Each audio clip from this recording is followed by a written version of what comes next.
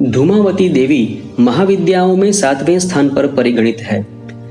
इनके संदर्भ में कथा आती है कि एक बार भगवती पार्वती भगवान शिव के साथ कैलाश पर्वत पर बैठी हुई थी। उन्होंने महादेव से अपनी क्षुधा का निवारण करने का निवेदन किया। कई बार मांगने पर भी जब भगवान शिव ने उस ओर ध्यान नहीं दिया, तब उन्होंने महादेव को ही उठाकर निगल लिया। उनके शरीर से धूम राशि निकली। शिव जी ने उस समय पार्वती से कहा कि आपकी सुंदर मूर्ति धुएं से ढक जाने के कारण धूमावती या धूम्रा कही जाएगी। धूमावती महाशक्ति अकेली है तथा स्वयं नियंत्रिका है। इसका कोई स्वामी नहीं है, इसलिए इसे विधवा कहा गया है।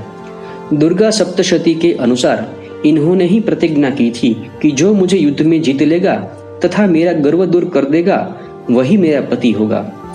ऐसा कभी नहीं हुआ, अतः यह कुमारी है। ये धन या पति रहित है अथवा अपने पति महादेव को निकल जाने के कारण विधवा है। नारद पांचरात्र के अनुसार इन्होंने अपने शरीर से उग्र चंडिका को प्रकट किया था, जो सैकड़ों गीदड़ियों की तरह आवाज करने वाली थी। शिव को निगलने का तात्पर्य है उनके स्वामित्व का निषेध। असुरों के कच्चे मांस से इनकी अंगभूता शिवाएं तृप्त हुई। यही इनकी भूख का रहस्य है। इनके ध्यान में इन्हें विवर्ण, चंचल, काले रंग वाली, मैले कपड़े धारण करने वाली, खुले केशों वाली, विधवा, काकध्वज वाले रथ पर आरूढ़, हाथ में सूप धारण किए हुए, भूख प्यास से व्याकुल तथा निर्मम आंखों वाली बताया गया है।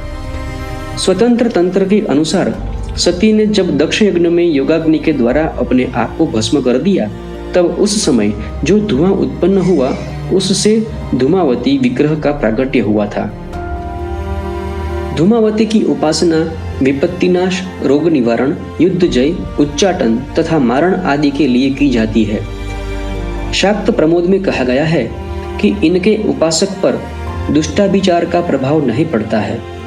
संसार में रोग दुख के कारण 4 देवता है: ज्वर, उन्माद तथा दाह रुद्र के कोप से, मूर्छा, विकलांगता यम के कोप से, धूल, गठिया, लकवा वरुण के कोप से तथा शोक, कलह, क्षुधा, तृषा आदि निवृत्ति के कोप से होता है।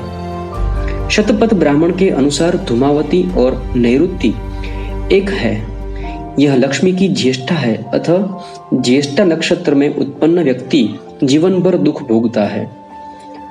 तंत्र ग्रंथों के अनुसार धूमावती उग्र तारा ही है, जो धूम्रा होने से धूमावती कही जाती है। दुर्गा सप्तशती में वाभ्रवी और तामसी नाम से इन्हीं की चर्चा की गई है। ये प्रसन्न होकर रोग और शोक को नष्ट कर देती है तथा कुपित होने पर समस्त सुखों और कामनाओं को नष्ट कर देती है। इनकी शरणागति से विपत्ति नाश तथा संपन्नता प्राप्त होती है। ऋग्वेदोक्त रात्रि सूक्त में इन्हें सूतरा कहा गया है। सूतरा का अर्थ सुखपूर्वक तारने योग्य है। तारा या तारिणी को इनका पूर्व रूप बतलाया गया है। इसलिए आगमों में इन्हें अभाव और संकट को दूर कर सुख प्रदान करने वाली भूति कहा गया है। धूमावती स्थिर प्रज्ञता की प्रतीक है।